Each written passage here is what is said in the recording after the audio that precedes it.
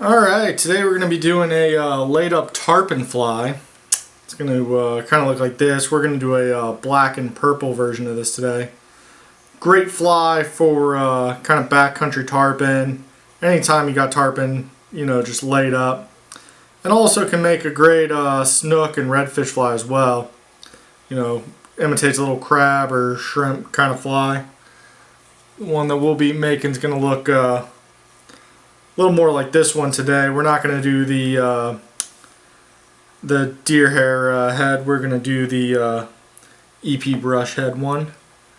But you can go either way with it. You can go an EP brush head. You can go a deer head. You can go with mono eyes. You can go with Beadchain. Just depends, your situation, what you're throwing to, all that kind of stuff. So I'm going to start out here with some purple thread. This is a Gamakatsu SL12S in size 1, or size 10, excuse me.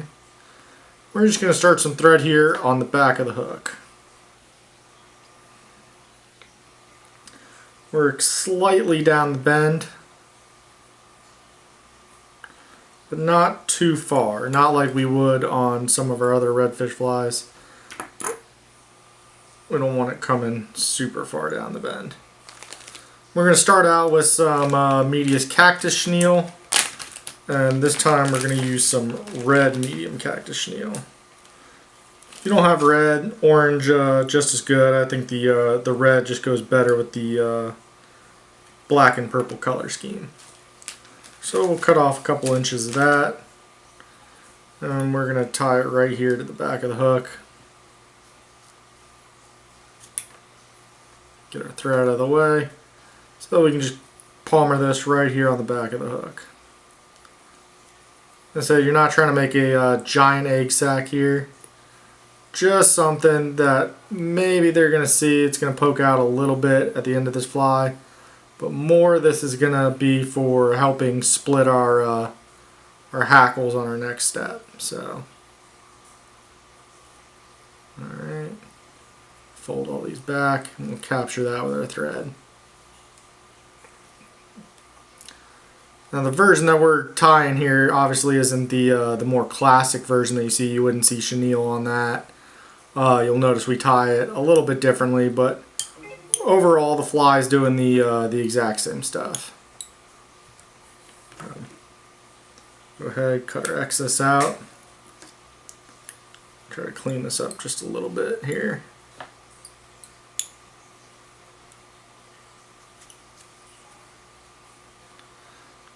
This is a fly that you want to maintain how light it's going to be. So next thing we're going to go ahead and add is our feathers. So we're going to go pick out 4 pretty similar feathers here. So let's take a look. Oop, went too high there. There's 2 feathers, and we'll grab 2 more right here. Perfect. All you're going to do is just kind of line your feathers up here and just kind of see how long you want the tail. I want the tail maybe about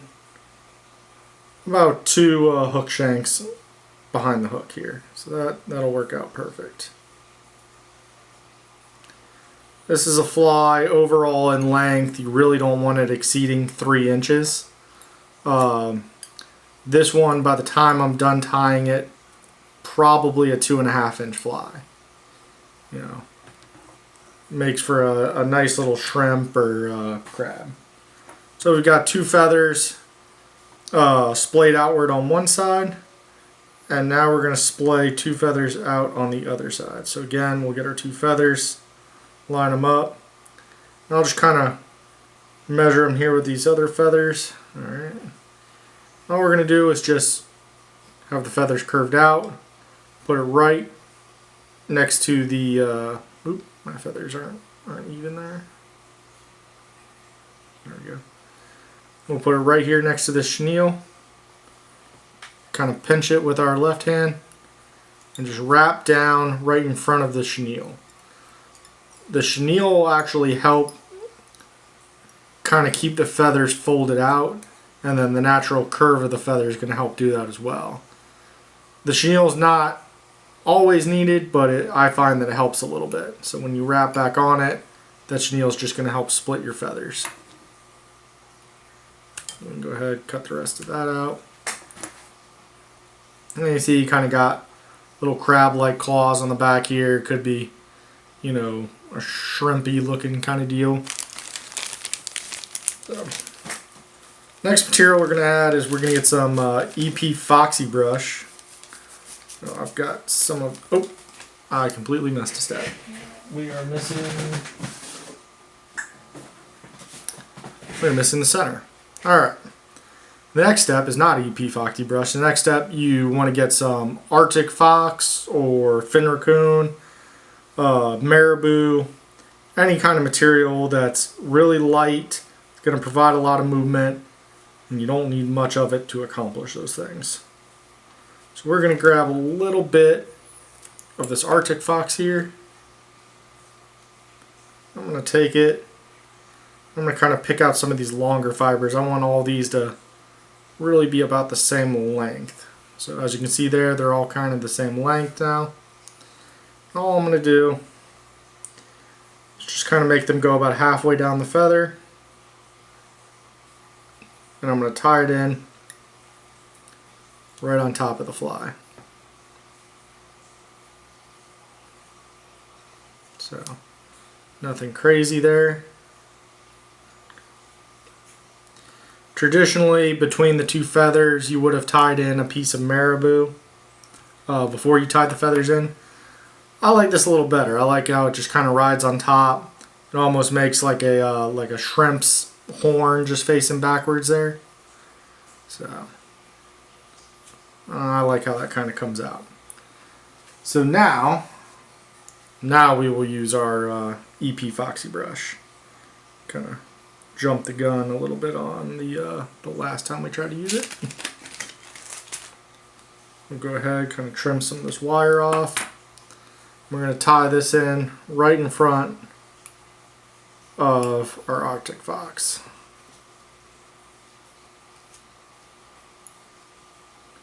Get our thread out of the way. Sometimes you gotta find yourself a good piece of foxy brush. This one's not as long as I'd like. I mean, some of them have some really nice long fibers to them. It's kind of a little bit of an inconsistent brush on what you get, but this one will get the job done for us. So we're just going to go ahead and palmer that forward, and we'll probably give it about four or five wraps here. What I like about this Foxy brush, it's going to provide movement, but at the same time it's going to be light, and it's going to provide bulk for us. So this fly, even though it's going to be nice and light on the water, it's going to provide a lot of movement with a lot of strips, it's also going to push water. This is a fly that every little strip that we make with it, you know, if we only strip it 3 inches at a time, we want the most movement that we can get out of there. We want it to push water. We want all the fibers moving, everything. So that tarpon's going to notice all of it. Go ahead. I think we did 5 wraps there. We'll go ahead and tie this in.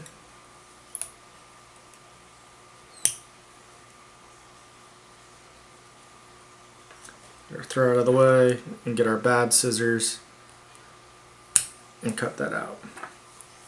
Alright, we'll just kind of get our bodkin, just kind of pick some of that out. When you tie Foxy brush in, it doesn't always cooperate, so you got to pick it out and kind of just fold it back on itself here. So we'll tie right back on it. Everything lays back nice. Already starting to look kind of like a tarpon fly now. I mean, you could probably fish that for tarpon and be fine right there. But we like to dress up our flies, make them look really nice, all this kind of thing. So we're going to get our hackles back again. This time we're going to pick out a little bit bigger of a feather. Something bigger. It's got a little bit more webbiness to it. So this looks like a decent feather. You can see that's a much bigger feather than we used the first time. I'm going to strip some of these butt sections of that feather off. We're going to tie that feather in with the curve facing down towards the hook. So we'll go ahead, tie it in right in front of the fox. We're going to palmer that in tightly in front of the fox.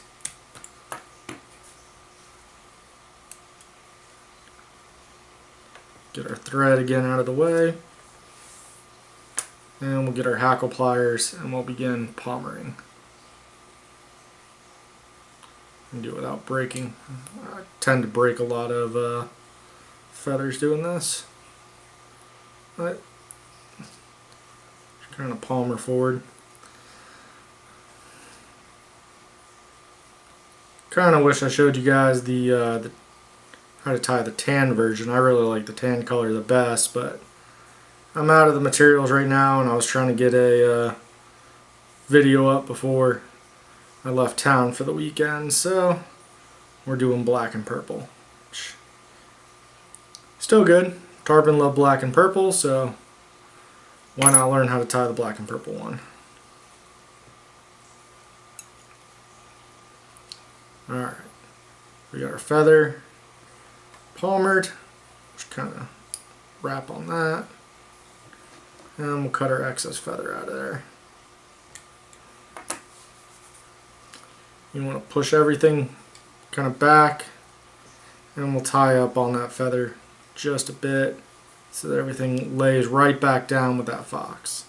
Again, creating bulk, creating movement, all while keeping our fly really nice and light.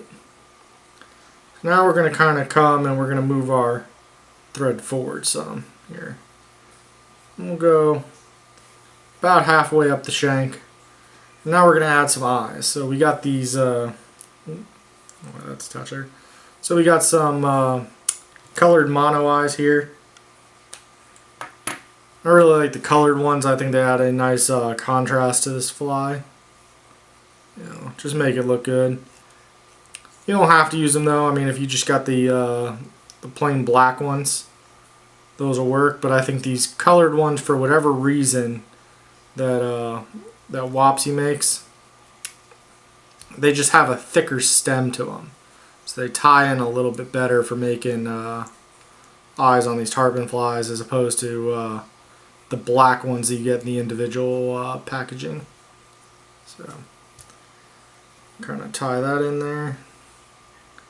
Kind of get too tight on it because we don't want to bend it, but get it in there. Like I said, don't get too tight when you tie it in. We're going to put some UV resin on that in just a little bit. That's going to make sure that those aren't going to go anywhere on us. So, last material we're going to use, this is the EP tarantula brush, the 1/2 inch. I really like using the tarantula brush. I think it gives a really nice look to the fly, nice movement with the little legs that are in this brush. But depending on where you're fishing, you might want to go with the deer body if you need to have a little bit, if you need to float a little bit more. Again, like I said with the eye, you can go with a Beadchain eye if you need to sink a little more. It's all kind of up to you, your preference, where you're going to be fishing, and how your tarpon are feeding. So, and don't just use this fly for tarpon either. I mean, throw this thing at snook, throw it at redfish. I mean, if you want to put a heavy brass or even a lead eye on this pattern so that it flips over, you could do that and throw this thing for redfish, and they'll eat it up. So, tie our brush in there so it's nice and tight. We're gonna palmer this in just like we did the last two materials. And we're just gonna palmer this in with the touching wraps and just get it about as thick as we can on this little bit of shank up to the eye. So we're just gonna try to pull the material back after every wrap. You're not gonna get it all because it's such a small material, but just kind of pull it back each time. Pull it back again. Get one more in there.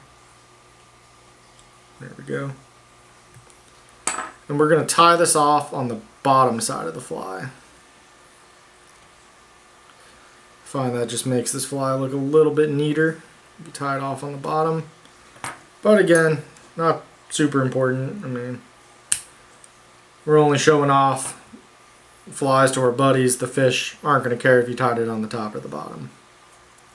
So, kind of clean that up on the head there. Build us a nice little head right in front of our eyes. Make sure that brush is tied in there pretty good. Looks like it is. Alright. And now we can go ahead and whip finish our fly.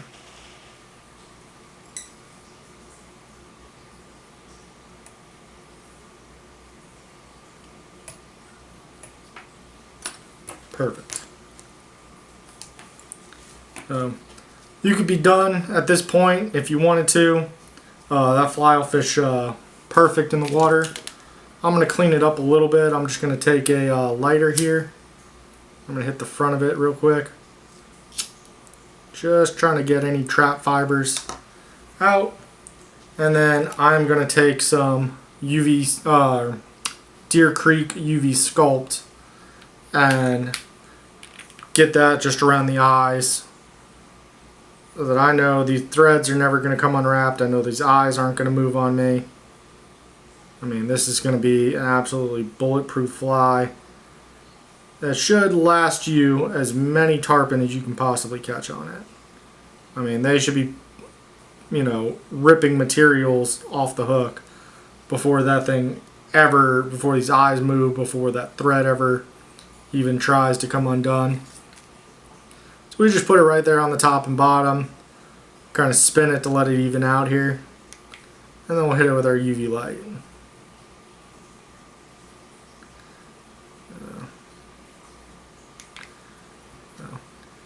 And that's our laid up tarpon fly. I mean, as you can see, you got this nice splay here. So as you strip this thing, I mean, it's going to look like a crab, it's going to look like a shrimp. I mean, just something that you put in front of a tarpon that's laid up, he's going to want to eat it. You know, you can throw this thing, like I said, at snook, at redfish, and you can imagine you put some brass or some lead eyes there, let it fish upside down. That's a crab going along the bottom all day. So, I mean, very versatile fly with what you want to do with it. It's a fly we're going to have up on the site here shortly. Probably, I just got to get some photos, but I'm going to add them up there next week. And yeah, I mean, tie yourselves up a bunch of them, bring them to the Keys, you know, bring them to Belize, Mexico, wherever you're fishing tarpon. These will work on juvenile tarpon, they'll work on big tarpon, you know, whatever kind of tarpon you can find. So, you know, hope you guys liked the video, and yeah, tie a couple up.